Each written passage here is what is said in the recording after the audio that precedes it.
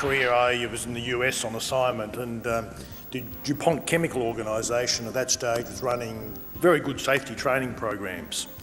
And I remember one of the comments that those DuPont guys talked about. They said DuPont started out as an explosive manufacturer. They probably made explosives for 200 years or something like that. They said they were having a real problem. 150, 200 years ago, they were blowing themselves up all the time. They hadn't figured out how not to do that. Standards in those days, of course, were pretty poor. But you know what they did? They said very early on they figured out if they put the factory manager, put his house in the plant, he'd probably figure out some ways to solve the problem. So that to me said, okay, there's something about leaders' accountability and safety that I need to understand. So that was the first thing that DuPont taught me.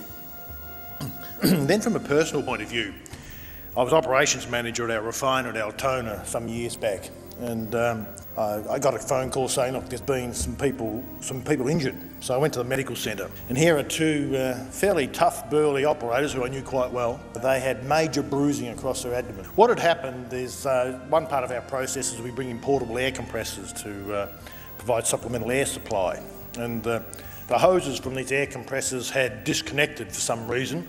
And you know what happens when a garden hose flicks around? Well, you have an air compressor with 150 psi behind it. Those big hoses flick around pretty dramatically, and actually hit a couple of these guys. So they were very, very lucky not to be killed.